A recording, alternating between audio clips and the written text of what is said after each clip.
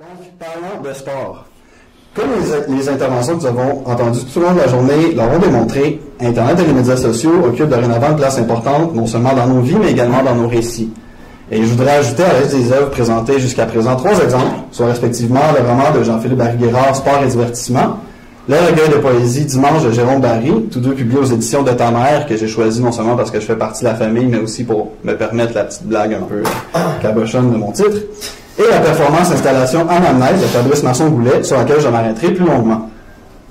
Paru en 2014, Sport et divertissement met en scène une narratrice jeune et actrice de son métier, à qui tout semble réussir en apparence, mais dont les comportements moraux répréhensibles, la vision du monde acidulé et la consommation excessive de drogue et d'alcool témoignent d'un vide intérieur qu'elle ne parvient pas à combler. Le premier extrait du roman démontre une de ses stratégies afin de combattre l'ennui. Je regarde mon téléphone du coin de l'œil, je lis des nouvelles en diagonale, je regarde chez des messages, je rafraîchis, je regarde des photos, je regarde chez des messages, je rafraîchis, je regarde une nouvelle, je regarde chez des messages, je rafraîchis, je rafraîchis, je rafraîchis. L'action répétée de rafraîchir sa connexion peut autant s'entendre comme la commande informatique d'actualiser le contenu qui s'offre à elle que comme sa volonté d'obtenir des nouvelles fraîches, susceptibles d'égayer son quotidien ou de lui procurer des sensations quelconques, ce qui ne semble pas être le cas puisqu'elle recommence son geste avec une insistance qui trahit sa morosité. Vers la fin du livre, la narratrice et ses 2 amis, également comédiens, se rendent dans la forêt pour une séance de chasse. Il se produit alors quelque chose qui, apparemment, est peu fréquent dans la réalité des chasseurs, c'est-à-dire qu'ils voient une bête et réussissent à l'abattre. Voulant partager leur triomphe contre une créature sans défense dans leur entourage, ils utilisent le retardateur du téléphone intelligent d'un des personnages afin de prendre une photo qui devient donc tout sauf spontanée. La pose classique, la chasseresse qui tient la tête du bord d'une main pour que ses yeux pointent vers la caméra comme s'il posait avec elle. Le couteau de chasse encore fumant descend dans son autre main détendue. Son premier compagnon debout derrière qui tient la carabine par le canon. Les feuilles, les troncs, les branches autour, incolores, qui fondent au gris, dans les nuages, la brume. Le deuxième, le plus gros des 2, un genou posé par terre, sa main sur la fesse de l'animal. La première chose qui frapperait le regard sur cette photo est l'expression des chasseurs. Un regard perçant mais désincarné, saturnien, à mi-chemin entre la désinvolture, la mélancolie et le désir de séduire. Le regard de ceux qui veulent à tout prix vous montrer qu'ils en ont rien à foutre de la mort de ce cerf, comme du reste, parce que plus rien ne les impressionne depuis presque toujours. Cette ekphrasis frappe par la présentation de photos très construites, dont la composition visuelle se veut conforme aux standards esthétiques importés de la peinture de la Renaissance, mais adaptée à l'ère Instagram, et qui, pour ce qui est de la performance de ces sujets, pensée en fonction d'une représentation orientée vers une certaine coolitude. En résulte un cliché d'hypocrisie, investi d'un effort conséquent de mise en image qui cherche paradoxalement à résulter en attitude naturellement désaffectée. Dans le recueil de poésie Dimanche de Jérôme Barry, le narrateur relate l'ennuyeuse journée de clôture de sa semaine. Il prend d'abord le temps de décrire la pluie qui s'abat en insistant par répétition pour dépeindre sa monotonie. La répétition des 3 mêmes mots forme un bloc visuel, sorte d'iconotexte syncrétique qui frappe le regard par sa monotonie. Devant ce texte sans grand intérêt, le lectorat peut avoir comme réflexe de faire passer l'axe de sa lecture de l'horizontale à la verticale, reproduisant le mouvement répété des gouttes qui s'abattent. Hormis cette trouvaille formelle, force est de constater que la lecture de cette page est ennuyeuse comme la pluie. Quelques pages plus loin, le narrateur passe un moment à l'ordinateur à consulter son fil d'actualité Facebook. Il énumère quelques éléments de l'interface. L'absence de personnification dans sa description de son expérience de consultation du site a comme but de restituer le caractère itératif de ce qu'on peut y trouver. Suis le flux des noms, des réflexions des images, des gens que tu connais et que tu ne connais pas, mais qui ont beaucoup à dire. Puis, après une brève ekphrasis d'une publication en particulier, dans un carré blanc, il y a le ciel rouge, vert et bleu et des nuages confondants de beauté. Barry reprend la formulation répétitive employée quelques pages plus tôt pour réifier la pluie. L'irrégularité du bloc visuel génère une lecture qui accommode moins une traversée verticale. C'est une manière de souligner que, contrairement aux gouttes, la déferlante de photos qu'on peut voir sur Facebook, ou plus vraisemblablement sur Instagram, est composée d'éléments individuels plus distincts que les gouttes d'eau d'une ondée. Or, comme le souligne la dernière ligne du paragraphe, il s'est graduellement mis en place sur les médias sociaux une esthétique photographique qui a fait converger les images au point de les confondre, ou, à tout le moins, de les rapprocher suffisamment pour qu'elles ne se distinguent plus avec un grand éclat, ce qui génère donc de l'ennui. Les exemples convoqués des livres de Barry-Guérard et de Barry démontrent 2 stratégies formelles d'utilisation des médias sociaux afin de démontrer, chez Barry-Guérard, le caractère construit, factice et racoleur des photographies que choisit de publier un personnage qui, ce faisant, démontre sa conscience des codes et pratiques iconographiques employés en ligne et son habileté à les employer, tandis que chez Barry, c'est la lassitude et un certain vertige face au flux de publications qui est représenté. Dans ces deux cas, la publication des médias sociaux sont employés comme un motif qui est réifié et critiqué à certains égards, mais son insertion dans le récit, de par la resémiotisation qui les fait passer d'une interface numérique à des signes linguistiques, absorbe ces caractéristiques visuelles dans un autre média. En faisant pénétrer Facebook dans le terrain de la littérature, on l'ampute de certaines de ses particularités, notamment sa dimension iconotextuelle qui fait cohabiter signes textuels et signes graphiques, ainsi que sa dimension collaborative par laquelle une publication donne souvent lieu à une conversation et des échanges nourris. Passons maintenant à la présentation d'une troisième démarche, plastique et littéraire. Je devrais peut-être défendre l'inclusion de cette œuvre dans le champ littéraire, mais je suis prêt à le faire. Cette œuvre emploie Facebook non pas comme un motif, mais plutôt comme un matériau de création, ou plutôt de recréation, voire d'incréation. Je vais donc aborder le travail de Fabrice Masson-Goulet, qui s'est défini lui-même sur son profil Facebook d'artiste comme un artiste incomplet. Une référence autant à son statut financièrement et professionnellement précaire, et une blague pour initier, renvoyant à l'époque où la présence d'un nombre maximal de 5000 amis sur Facebook contraignait certaines personnalités publiques à ajouter complet à leur nom afin de refuser à l'avance ces demandes d'amitié virtuelle. Fabrice utilise parfois Facebook pour solliciter des contributions d'autrui dans le cadre de ses projets et publie de la poésie, notamment sa suite L'autoconservation sur Instagram. En ce sens, sa démarche est résolument celle de l'écran 20, définie par Gilles Bonnet comme suit. L'auteur qui ne se contentera pas d'une représentation d'une médiation de soi grâce aux technologies numériques, mais qui les investira comme un véritable environnement doté de ses contraintes et potentialités spécifiques. Avant de passer à la description et l'analyse de son œuvre Anamnèse, il est important de préciser que Masson-Goulet se réclame du travail de Kenneth Goldsmith. Donc, Rachel nous a brièvement présenté qu'on voit ici assis au milieu d'une partie de son œuvre Printing the Internet. Donc, un poète américain polémique, notamment connu et reconnu pour sa pratique du uncreative writing, et comme Rachel l'a souligné, la traduction de cet essai en français est un peu choquante, moi, un titre comme écriture sans écriture. Je vais pas rentrer là-dedans. Je vais simplement vous dire que je vais appeler ça de l'écriture incréative, pour des raisons que j'élaborerai pas. Donc là, je vais offrir des citations différentes de celles de Rachel et que je vais citer intégralement pour des raisons qui sont assez évidentes. Je vais le faire en anglais. It's been a while, so bear with me. In 1969, the conceptual artist Douglas Hubler wrote, "The world is full of objects, more or less interesting. I do not wish to add any more." I've come to embrace Hubler's idea, though it might be retooled as, "The world is full of texts, more or less interesting. I do not wish to add any more." It seems an appropriate response to a new condition in writing today. Faced with an unprecedented amount of available text, the problem is not needing to write more of it. Instead, we must learn to negotiate the vast quantity that exists. The previous forms of borrowing in literature, collage and pastiche, taking a word from here, a sentence from there, were partially developed based on the amount of labor involved. Having to manually retype or hand copy an entire book on a typewriter is one thing. Cutting and pasting an entire book with 3 keystrokes, select all, copy, paste, is another. Having moved from the traditional position of being solely generative entities to information managers with organizational capacities, writers are potentially poised to assume the tasks once thought to belong only to programmers, database miners, and librarians, thus blurring the distinction between archivists, writers, producers, and consumers. In uncreative writing, new meaning is created by repurposing pre-existing texts. Et il faut que je sorte les citations. C'est intéressant donc dans la perspective du uncreative writing de penser que quand les archives dans lesquelles on puise sur Internet, ben on dit souvent que the Internet is forever. Ça l'est d'autant plus qu'on peut avoir accès à même des pages qui sont disparues par le biais du Wayback Machine qu'on peut trouver à l'adresse archive.org. Le travail de Fabrice dans le cadre de son œuvre Anamnèse a puisé dans une archive qui est tout à la fois personnelle, puisque le public est partiellement collaboratif, puisque son matériau de création était exclusivement puisé de son profil Facebook. Produire un résultat intéressant à partir de ce point de départ n'est pas un mince exploit, dans la mesure où Geert Lovink déclarait en 2016 que "We'd need a next to impossible alien perspective to regain the wonder of a Facebook page. We won't see artists struggling with social clay, but in the end, it's going to be bloody hard to produce something meaningful and sustainable with that material." C'est à quoi Masson-Goulet est parvenu grâce à une démarche tenant de la réappropriation, de la réécriture, de l'égo-archivage et du droit à l'oubli, dans une forme que j'aimerais appeler du uncreative self-writing. Dans le cadre d'Anamnèse, Fabrice a occupé une galerie montréalaise pendant 6 jours, à raison de 12 heures par jour, et s'occupait à inlassablement transcrire certains statuts Facebook qu'il a mis en ligne depuis la création de son compte en 2007, ainsi que les commentaires de ses amis. Après avoir terminé la retranscription d'un statut, il l'effaçait définitivement de son profil. Comme il me l'a expliqué, plutôt que de procéder de manière chronologique, il a préféré opter pour un va-et-vient, retourner dans le passé, reprendre contact avec la publication, ce qu'elle évoquait, ce qu'elle évoque en la lisant, le retranscrire et puis l'effacer.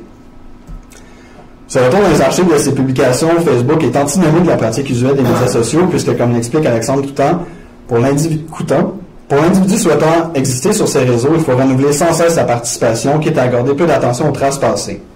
Cette façon, un volet de sa pratique d'anamnèse visait à répondre à la question soulevée par Giselle Begelman. What memories are we building on networks, where the more immediate present seems to be our essential time? En ce sens, anamnèse constitue un acte de résistance face aux médias sociaux. En effet, Arnaud Regnault explique que le nouveau régime de temporalité offert par la diffusion du flux en temps réel emprisonne paradoxalement l'utilisateur dans un présent sans mémoire qui n'autorise pas une vision synoptique de l'ensemble des données archivées. Au contraire, il n'est possible d'y accéder que par échantillonnage. Begelman abonde également dans ce sens lorsqu'elle affirme ceci. Networks have no time. A system of permanent urgency prevails over them. The most recent publication is supposedly more relevant than the previous one. Now is what counts. And this now has an increasingly intensity. Trying to find that very important comment posted by your friend 30 days ago on your Facebook, that photo you liked in some remote day of 2012, or that remarkable event in which you shared a video back in 2008. Don't even try it. You won't find them. C'est qui, comme elle a fait observer, quelque chose de paradoxal, puisque it is common to say that the internet never forgets, but the digital culture does not allow us to remember. Je dois amender l'affirmation de Begelman en indiquant que Facebook a mis en place un moteur de recherche interne qui permet plus ou moins aisément d'aller retrouver des publications passées. Or, en dépit de la disponibilité de cet outil, force est de constater que l'utilisation plus usuelle de Facebook consiste à consulter ce qui a été publié au cours des dernières heures, voire des dernières minutes. En fait, le travail de mémoire n'est pas découragé par les médias sociaux. Pensons par exemple à la fonction de Facebook On This Day, qui va introduite le 24 mars 2015, mais qui va faire monter à la surface des publications qui ne sont pas forcément significatives pour soi, mais vraiment en fonction d'un calcul d'algorithme et de popularité. L'approche à visée systématique au cœur de la performance de Masson-Goulet s'érige donc contre cette logique de la publication continue, qui progresse irrémédiablement vers l'avant en ajoutant toujours plus de contenu, et s'appuie plutôt sur ce qui est disponible dans la mémoire externalisée qui constitue sa page Facebook, afin de se ressaisir de son historique de publication tout en se dessaisissant du flux informationnel qui est injecté continuellement par ses usagers. La reprise de publications amenée Fabrice a constitué une sorte de récit de soi à partir de ses traces autobiographiques socio-numériques et de les constituer en sorte de cartographie narrative, concept introduit par Stephen Member pour désigner an attempt to represent visually events which unfold over time. This would be mapping rather than just presenting a picture because space, time, and perhaps other components of the events would be accounted for. A visual information space is constructed that provides a formulation of complex activities. Sur les plans plastiques et iconiques, la reproduction des publications Facebook a contraint Masson-Goulet à réorganiser les informations visuelles se trouvant sur et surtout sous ces publications, certaines de celles-ci ayant généré de nombreux commentaires et débats. Étant un poète littéraire, ses amis littéraires ont l'habitude d'énormément commenter et on voit qu'il y a un travail de réorganisation assez complexe à faire. Le développement du discours collectif engendré par ces publications va amener Masson-Goulet à opacifier la manière dont se structurent et s'organisent visuellement les échanges sur les réseaux sociaux, puisque, hormis lors de sa mise à jour, l'interface de ce site nous est si familière qu'elle nous est devenue transparente. Le travail d'anamnèse effectué par Masson-Goulet procède ainsi à un redéploiement des données de son fil Facebook, transposant l'esthétique antéchronologique, linéaire et lisse affichée à l'écran sur un axe vertical dans une organisation visuelle fourmillante, brouillonne et horizontale, affichant sous un jour nouveau des données et dont les consultations en galerie lors de la performance forçaient une lecture plus attentive, renouvelant notre conscience tant de la forme que du contenu de ces publications. Le déploiement horizontal, par son rappel des fresques narratives comme la tapisserie de Bayeux, induit un mode de réception qui invite à la lecture plutôt qu'à la contemplation, déjouant ainsi les codes de sémiatisation suggérés par l'espace de la galerie. Or, si l'anamnèse constitue bel et bien un refus du présent par l'exercice de mémoire auquel se livre l'artiste et auquel il convie le public à assister, il y a aussi une démarche de l'ordre de la commémoration personnelle, entendue autant comme mémoire partagée que comme ode à la disparition. C'est qu'en plus d'un affichage par le redéploiement du passé de son activité Facebook sur une nouvelle surface, Masson-Goulet effaçait donc progressivement les statuts recopiés, supprimant des données et informations qui étaient de toute manière invisibilisées puisque ensevelies sous de nouvelles publications, mais rendues définitivement inaccessibles au terme de la performance, consultable une dernière fois brièvement entre les murs de la galerie où s'est tenue la performance. Le caractère éphémère de la disponibilité de ce contenu ne s'arrêtait pas au contraire du spatial et temporel de la performance. Le dispositif accentuait cet effet de fenêtre d'opportunité, puisque l'entassement de la surface papier, engendré par la poursuite du travail de l'artiste, en venait à soustraire au regard les premières publications redéployées sur son rouleau. Comme on peut le voir à la fin, c'était à peu près illisible. Si à terme on peut voir dans ce geste un exercice du droit à l'oubli de la part de Masson-Goulet, on invite le public à assister à cette disparition progressive. Ça confère un ensemble des allures de funérailles. À ce sujet, Adorno disait d'ailleurs que Museum and mausoleum are connected by more than phonetic association. They testify to the neutralization of culture. Fabrice nous convoquait à la disparition graduelle de sa présence numérique. Il donnait à voir le spectre de son identité socio-numérique. Le choix du noir comme couleur d'arrière-plan de son œuvre, en contraste absolu du blanc favorisé par Facebook, renforce cette connotation funeste. Malgré son application, en 72 heures de travail pendant une semaine, Fabrice n'a pas atteint son objectif d'effacement complet. D'après ses estimations, il avait besoin de 6 mois de performance continue pour parvenir à s'effacer entièrement de Facebook. Le travail de mémoire évoqué par une des significations du titre de sa performance a fait face à un obstacle de taille, à savoir la quantité impressionnante de données accumulées sur sa page Facebook depuis la création de son compte en 2007. Mentionnons également que dans le cadre d'un événement s'étant tenu cette fois à l'automne 2018, il a poursuivi sa performance. Il m'a été impossible, lors de ma consultation de l'œuvre il y a quelques semaines, de déceler la frontière matérielle entre les deux séances de travail, signe que l'artiste a atteint dans sa pratique une constance qui lui permet de simuler la continuité visuelle de l'interface de Facebook. Malgré la volonté de constance de son travail, ce qui frappe à la lecture de l'analyse est le caractère faillible et humain de sa démarche, en opposition avec la publication automatisée, ordonnée et lisse, prise en charge par l'interface et le code de Facebook. Travaillant dans les limites de ses capacités de plasticien, Fabrice a néanmoins redéveloppé l'organisation relativement complexe des conversations engendrées par ses publications et a dû composer avec l'horizontalité de son support. Depuis la sélection personnelle de ses statuts, à laquelle il a ainsi conféré une sorte de préséance parmi tous ceux qui étaient disponibles, convient à une attention plus soutenue que celle qu'on accorde à la consultation de Facebook en temps normal, bien qu'à terme, la visée du projet était de retranscrire l'intégralité de ses publications. Je sens que le temps commence à filer, donc je vais abandonner mon texte pour vous mentionner que des fois, le hasard fait bien les choses. J'avais déjà présenté le travail de Fabrice en septembre 2018 et quelques jours avant que je présente dans un colloque, je lisais The Atlantic pour me détendre et le travail m'a rattrapé quand j'ai découvert que Anna Wiener, journaliste, a mis la main sur une fonctionnalité mise en place par Facebook qui permettait de télécharger l'ensemble de ses publications et de les consulter, donc en passant par autre chose que l'interface de Facebook. Là, je ne pourrais pas rentrer dans ces citations, mais elle dit qu'en fait, elle constatait qu'elle ne voyait pas quelque chose comme un récit cohérent. Elle voyait surtout des données. Elle voyait en fait ce que la machine y décelait, c'est-à-dire une manière de inviter les gens à partager des informations à leurs amis tout en nourrissant des algorithmes et des bases de données. Mais elle terminait en disant que, en fait, ça lui a aussi permis de retourner dans le passé et de voir l'espèce de naïveté que les usagers avaient au début, donc de revenir en passé et voir comment, c'est ça, de revisiter l'amitié qu'elle a eue avec ses amis à l'époque du college. Elle dit donc, pour la première fois, grâce à cette application-là, je suis parvenu à l'espèce d'effet de connexion humaine que Facebook nous a toujours promis. Et je dirais en fait que je ne sais pas qu'est-ce que Fabrice a eu comme expérience d'anamnèse en faisant cette démarche-là de manière beaucoup plus appliquée et élaborée.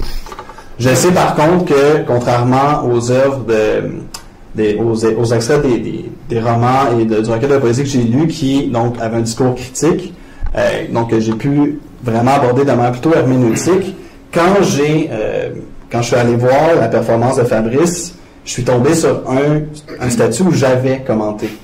Donc, c'est pour ça que je dis que son analyse était partiellement la mienne. Et donc, là, il y a eu un effet des impressions, des émotions, qui ont généré une lecture qui n'était pas, elle, herméneutique. Et je ne vais pas vous en parler plus avant. Je vais peut-être vous dire que c'est une des leçons que j'ai retenues, de peut-être pas parler plus avant de certaines choses. Mais je pense que cette différence-là qu'on peut observer du fait que le travail de Fabrice, le récit que ça convoque, par cette démarche-là peut appliquer, est différente parce que justement Fabrice a choisi d'utiliser les médias sociaux non pas comme un thème, comme on l'a vu plutôt jusqu'à présent, mais vraiment plutôt comme une substance pour sa pratique d'incréation. Merci.